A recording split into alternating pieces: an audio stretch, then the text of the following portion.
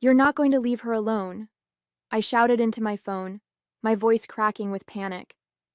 My heart was racing so fast I could barely breathe. The hospital room suddenly felt smaller, the walls closing in as I heard my daughter Melody's terrified voice just moments earlier. "Mommy, Grandma, and Grandpa just drove away. I'm here alone," she had sobbed through the phone. "They said they're going to Uncle Peter's party and that I'm old enough to stay by myself. I'm scared." My name is Christina Harper, Tina to everyone who knows me. And I'm a 36-year-old widow trying my best to raise my 10-year-old daughter after losing my husband Michael to a car accident 3 years ago. Melody has struggled with anxiety since her father's death, sometimes waking up with nightmares, worried something might happen to me too. Now, my in-laws had confirmed her worst fears by abandoning her when she needed protection most. "Tina, you're overreacting," my father-in-law Gerald huffed through the phone. "She needs to toughen up. She's not a baby anymore. We'll be back in a few hours." "A few hours?" I nearly screamed. "She's 10. It's illegal to leave a child that age alone. Get back to my house immediately." "We're already halfway to Peter's," my mother-in-law Barbara chimed in. "It's his 60th birthday and the whole family will be there. Melody was invited too, but she didn't want to come. That's her choice." I couldn't believe what I was hearing. Here I was, stuck in the hospital after an emergency gallbladder surgery, unable to leave, and they had abandoned my child, their only granddaughter, because a party was more important. "I'm calling my neighbor Janet right now to check on Melody," I said, my voice shaking with rage. "And when I get out of here tomorrow, you will never have unsupervised access to my daughter again." "You're being dramatic as usual, Tina," Barbara said dismissively. "Michael would have understood. You're the one who's making her soft." Using my late husband against me was the final straw. "This conversation is over. Stay away from my house." I hung up and immediately called Janet, who lived across the street. Thank God she answered right away and promised to go check on Melody immediately. As I hung up, trembling with anger and fear, I knew this was just the beginning. Something felt horribly wrong in my chest, not from the surgery, but from this deep betrayal by the people who were supposed to help protect what matters most to me. Michael's parents had always undercut my parenting, but this crossed an unforgivable line. Growing up without consistent guidance, I promised myself I'd be different with my own family. Michael and I met in college. He was studying engineering while I pursued a degree in education. We had Melody when I was 26, and we were blissfully happy building our lives together. But Barbara and Gerald never quite approved of me. They thought their son had married beneath him, and they made subtle comments about how I kept house or parented Melody. Michael always defended me, acting as the buffer between us. But after he died, that thin shield disappeared. The tension had been building for years. Every family gathering became a minefield of passive-aggressive comments and unsolicited advice. "She's too attached to you, Tina," Barbara would say while Melody clung to my leg. "Michael was never like that with me." "That's because we taught him independence early," Gerald would add. "You're making her weak." I tried to maintain a relationship between them and Melody despite these challenges. They were her only connection to her father, and I believed having grandparents in her life was important. So I swallowed my pride, nodded along to their critiques, and kept the peace for Melody's sake. 3 days ago, I woke up with excruciating abdominal pain. After rushing to the ER, doctors diagnosed me with acute cholecystitis. My gallbladder needed to come out immediately. Panicked about Melody, I called everyone I knew, but my closest friends were out of town, and Janet could only help part-time due to her work schedule. In desperation, I called Barbara and Gerald. They agreed to stay at our house for the 3 days I'd be hospitalized, seemingly happy to help. Relief washed over me as I went into surgery, believing Melody would be cared for. I even felt guilty for my years of keeping them at arm's length. "See, Tina. Family is what matters in a crisis," Barbara had said while packing an overnight bag for my hospital stay. "We may have our differences, but we're here when it counts." I believed her. I trusted them with the most precious person in my world. Yesterday, I had called to check in and everything seemed fine. Melody sounded a bit quiet, but I assumed it was just her missing me. There was no hint that today they would decide my daughter, their granddaughter, was an inconvenience they could abandon for a party. Now, as I waited for Janet to call back, I realized this wasn't just a one-time lapse in judgment. This was who they truly were, and I had been blind to the danger. Janet called back 10 minutes later. "I'm with Melody now," she reassured me. "She's upset, but okay. I've brought her to my house, and she's having cookies with my son. I can keep her until you're discharged tomorrow." Relief flooded through me. "Janet, I don't know how to thank you." "Don't thank me," she said firmly. "What they did was child abandonment. Tina, you need to report this." I hesitated. They're her grandparents, Michael's parents. And they left a 10-year-old child alone in a house, for a party. Janet's voice hardened. "You had emergency surgery. What if there had been complications? What if you couldn't come home tomorrow?" She was right. The reality of what could have happened hit me like a physical blow. What if there had been a fire? What if Melody had been injured? What if someone had broken in? That evening, I made a difficult call to Child Protective Services from my hospital bed. The social worker's voice was kind but serious as she took down my statement. She explained this wasn't just a family disagreement, it was a clear case of child endangerment. "We'll need to investigate and document this incident," she explained. "Abandoning a child that age is considered neglect under state law." As I hung up, my phone immediately rang again. It was Gerald. "What the hell, Tina?" "We just got a call from some government agency saying they need to interview us about Melody. What did you tell them?" "The truth," I replied, my voice surprisingly steady. "That you abandoned my daughter to go to a party while I was in the hospital. It was a family gathering, not some wild party, and she was perfectly safe." "She was terrified, Gerald. She's been having anxiety since her father, your son, died. And you left her alone." "This is ridiculous," he shouted. "We're her grandparents. We have rights." Something in me snapped. "Rights? You think leaving a child alone gives you rights? You have responsibilities, Gerald, which you completely abandoned, just like you abandoned Melody." "Barbara's crying because of what you've done," he said, trying to make me feel guilty. "After everything we've done for you. What exactly have you done besides criticize and undermine me since Michael died?" My voice was shaking now, but with anger rather than fear. "Tell Barbara I'm sorry she's upset, but I'm more concerned about my traumatized daughter.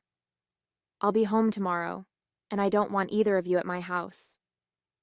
"You can't keep us from seeing Melody," he thundered. "Watch me," I replied, and hung up. That night, my hospital room felt cold and empty. I stared at the ceiling, second-guessing myself, wondering if I'd overreacted. But every time I closed my eyes, I heard Melody's frightened voice. "Mommy, I'm here alone." No, I hadn't overreacted. If anything, I had been too tolerant for too long. The hospital discharged me the next morning. Janet picked me up and filled me in on Melody's night as we drove home. "She had trouble sleeping," Janet said quietly.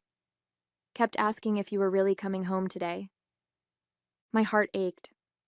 "Did she say anything else about what happened?" Janet hesitated. "She mentioned this wasn't the first time they'd left her alone." I nearly choked. "What?" "Apparently, they went grocery shopping yesterday and left her home for about an hour. She didn't call you because they told her not to bother you while you were recovering." White-hot anger surged through me. They had abandoned her twice and manipulated her into keeping quiet about it? When we arrived at Janet's house, Melody flew into my arms, clinging to me like she used to after Michael died. "Mommy, you're back," she sobbed into my shoulder. "I'm here, sweetie," I whispered, fighting through the pain of my surgical incision to hold her tight. "I'm so sorry about what happened." Later that afternoon, after settling back into our home, I changed the codes on our electronic door locks. I was still moving slowly from surgery, but determination pushed me forward as I called a locksmith to change the physical locks as well. Melody watched me with wide eyes. "Are Grandma and Grandpa coming back?" she asked quietly. I sat beside her on the couch, choosing my words carefully. "Not for a while, honey. What they did was wrong and dangerous." "They said I was being a baby," Melody whispered. "Grandpa said Daddy wouldn't be proud of me being so scared." Fury rose in my throat. Using Michael against our daughter was unforgivable. "Your daddy would be incredibly proud of you," I said firmly. "You were brave to call me when you felt unsafe. That was exactly the right thing to do." By evening, my phone was buzzing constantly with texts and calls from Gerald, Barbara, and even Michael's brother Peter. I finally answered Peter's call. "Tina, you need to calm down," he started. "Mom and Dad are beside themselves. They're saying you reported them to child services and changed the locks?" "They abandoned my daughter, Peter. Twice." My voice was ice. "They left a 10-year-old alone to attend your birthday party." "Look, they made a mistake." "A mistake?" I interrupted. "A mistake is forgetting to pick someone up from soccer practice.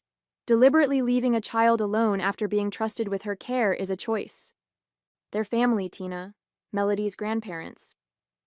"Being family doesn't give them the right to endanger my child," I replied. "Would you leave your kids alone at that age?" His silence was telling. "That's what I thought," I continued. "I've filed a formal report, and yes, I've changed the locks. They're not welcome in my home until they acknowledge what they did and take steps to earn back my trust." After hanging up, I found 3 voicemails from Barbara, each progressively more hostile. "Tina, this is absurd. Gerald and I have never done anything but love Melody." The first one began. The second, "You're turning our granddaughter against us. Michael would be horrified by your behavior." And the third, left just minutes ago. "We're consulting with a lawyer about grandparents' rights. You can't keep us from seeing Melody. You've gone too far this time." I deleted them all, hands shaking. I knew the threat about grandparents' rights might not be empty. They had the resources for legal action. But I also knew I had documentation of their neglect, and protecting Melody was worth whatever battle lay ahead. As I tucked Melody into bed that night, she looked up at me with teary eyes. "Am I in trouble with Grandma and Grandpa?" "No, sweetheart," I assured her. "They're the ones who made a bad choice, not you. You're safe now." But as I kissed her goodnight, I wondered if any of us were truly safe from what was coming next.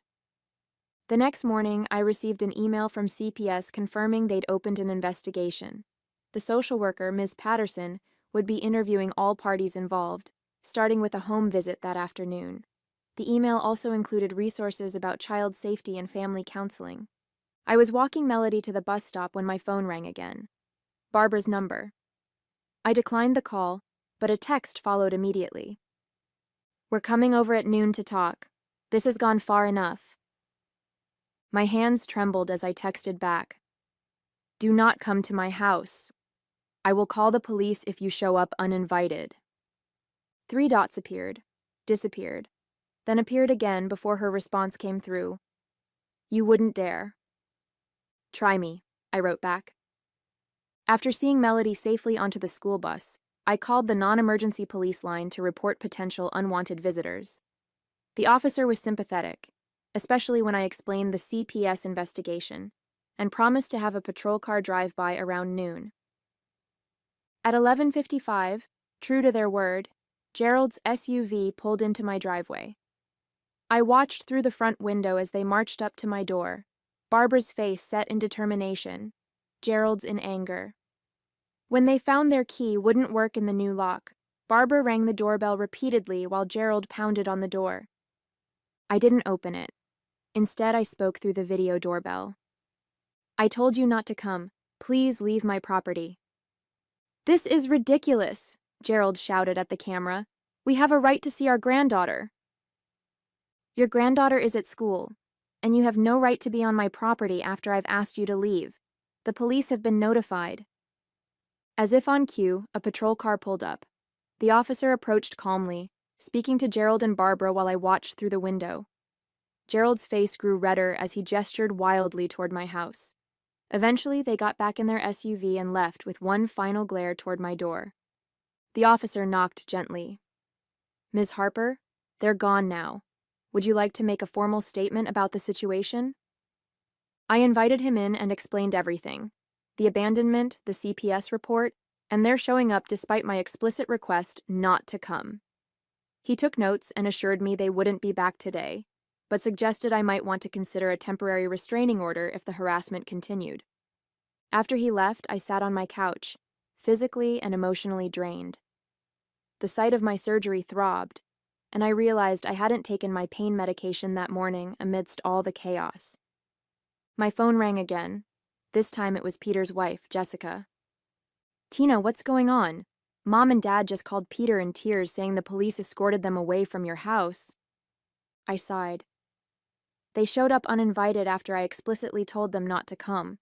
The police simply asked them to leave." "Don't you think you're taking this too far?" Jessica asked. "They made a mistake, but—" "A mistake that endangered my child," I interrupted. "Would you have left your sons alone at 10 years old?" Jessica hesitated. "Well, no, but—" "Then please don't ask me to accept what you wouldn't tolerate for your own children." After hanging up, I logged onto Facebook to find my notifications exploding. Barbara had posted a long, self-pitying message about being kept from our precious granddaughter and falsely accused of neglect. She'd tagged several family members who were now commenting with confusion and concern. I felt physically ill reading her public distortion of events. But among the sympathetic comments for Barbara were a few questioning responses. "Wait, did you really leave Melody alone while Tina was in the hospital? That doesn't sound right. Weren't you at Peter's party that night? Was Melody there too?" The truth was starting to emerge, despite their attempts to control the narrative. A major plot twist was unfolding that I hadn't anticipated. The family was beginning to question their version of events. 3 days later, Ms. Patterson from CPS sat in my living room, finishing her interview with me while Melody was at school. "Based on our investigation so far, including our conversations with your in-laws, there's sufficient evidence to support your claim of child neglect," she said, reviewing her notes. "Your daughter has confirmed being left alone on 2 occasions, and your in-laws have admitted to leaving her, though they insist it wasn't for long, and that she was perfectly safe." "What happens now?" I asked, relief mingling with anxiety. "We'll complete our report next week. While this doesn't rise to the level of criminal charges, it will be on record should any future incidents occur." She paused, looking at me carefully. "Have you considered family counseling? It might help establish boundaries if you plan to allow them back into your lives eventually." "I'm not sure I do," I admitted. "Or at least, not in the same way." After she left, I checked my email to find a message from a lawyer I didn't recognize. The subject line made my blood run cold. "Representation for Gerald and Barbara Miller, grandparent visitation rights." My hands shook as I opened it. The letter was formally worded but clear. Gerald and Barbara had retained counsel to pursue legal visitation rights with Melody. It cited their close and meaningful relationship with their granddaughter and claimed I was alienating them without just cause. Without just cause? My surgical incision still hurt when I moved too quickly, a constant reminder of the moment my in-laws had chosen a party over my daughter's safety. I forwarded the email to my friend Elaine, who was an attorney, asking for her advice. She called me within minutes. "First, don't panic," she said.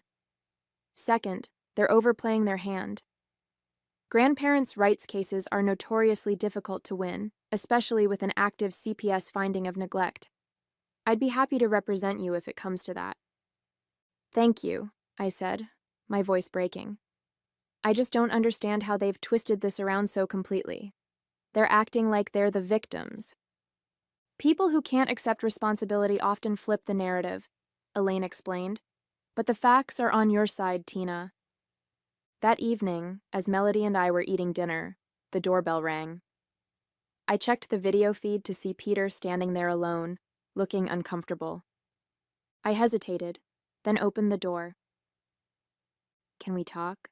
he asked quietly. I let him in, keeping Melody in my sight in the dining room. I spoke with Jessica's sister, he began, sitting stiffly on the edge of my couch. She's a child psychologist.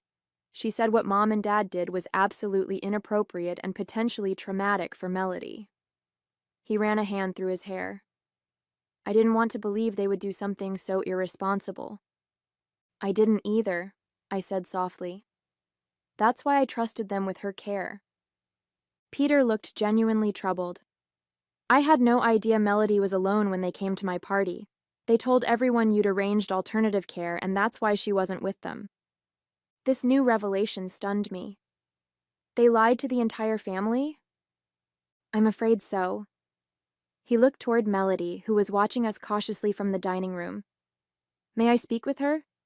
I'd like to apologize for not checking on her myself. I nodded, and Peter spent a few minutes talking gently with Melody, who gradually relaxed as they spoke. Before leaving, he turned to me again. I've told Mom and Dad to drop the legal threats. Jessica and I won't support them if they continue this way. His expression was grave. Michael wouldn't have stood for this, and neither should we. As I closed the door behind him, I felt a surprising lightness. The family alliance I'd feared was fracturing, not because of my actions, but because the truth was finally emerging. That night, I received a text from Barbara. We need to talk, without lawyers. It seemed the next phase of this conflict was about to begin, but for the first time, I felt like I wasn't fighting alone. 1 week later, I sat in my living room across from Gerald and Barbara. Elaine, my attorney friend, sat beside me, while their lawyer, a stern-looking man named Mr. Bradshaw, flanked them. Between us on the coffee table was a formal agreement that had taken days to negotiate. Barbara hadn't spoken directly to me since entering my home, her eyes red-rimmed but defiant. Gerald looked aged somehow, the confidence that had always characterized him notably diminished. Let's review the terms one final time, Elaine said professionally. The Millers acknowledge their lapse in judgment in leaving Melody unattended. They agree to complete 6 sessions of a grandparenting education program and 3 family therapy sessions before resuming unsupervised visits with Melody. Mr. Bradshaw nodded stiffly. And Ms. Harper agrees to dismiss the CPS complaint and permit supervised visitation in the interim, starting with 2 hours twice monthly at neutral locations. Those are the terms, I confirmed, looking directly at my in-laws. This isn't about punishment. It's about Melody's safety and ensuring nothing like this happens again. Gerald cleared his throat. We still think this has been blown out of proportion, but we'll sign. As they scrawled their signatures on the document, I felt no triumph or satisfaction, just relief that the battle was ending and hope that healing could begin. After they left, I found Melody sitting on her bed, clutching the photo of Michael that she kept on her nightstand. Are Grandma and Grandpa still mad at me? She asked in a small voice. I sat beside her, wrapping an arm around her shoulders. They were never really mad at you, sweetheart. They're sad about the situation, but we're all going to work together to make things better. Will I see them again? Yes, I assured her. But things will be a little different for a while. We're setting up some new rules to make sure everyone feels safe and respected. 3 months later, I sat on a bench at the park, watching as Melody showed Gerald how to use the tablet she'd gotten for her birthday. Barbara sat nearby, actually listening as Melody explained a game she enjoyed. Peter and Jessica's sons played on the swings, occasionally calling for Melody to join them. The family therapy sessions had been difficult but necessary. Gerald and Barbara had initially been defensive, but the therapist skillfully guided us through conversations about boundaries, respect, and the trauma Michael's death had caused all of us. The grandparenting classes had made an even more profound impact. Barbara admitted during our last therapy session that they had been parenting Melody the way they'd raised their sons in the 1980s, expecting independence perhaps too early and emphasizing toughness over emotional support. We were wrong, she had said, the words clearly difficult for her. The world is different now. Children are different. And we need to be different too. It wasn't a perfect reconciliation. There were still moments of tension, instances where old patterns threatened to emerge. But there was progress, real, meaningful progress that benefited Melody most of all. My phone buzzed with a text from Janet. "How's it going?" I smiled as I replied, "Better than expected." They're actually listening to her. Janet had become part of the extensive support network I'd built around Melody. I'd learned my lesson about relying too heavily on any single source of support. Now, in addition to Gerald and Barbara, Melody had Janet, Peter, and Jessica, my friend Elaine, and several other trusted adults in her life. As I watched my daughter laugh at something Gerald said, I felt a complex mix of emotions. Not the vindictive satisfaction I might once have imagined, but something more valuable. The peace of knowing I had protected my daughter while still preserving her connection to her father's family. This was what real victory looked like, not destroying relationships, but transforming them into something healthier for everyone involved.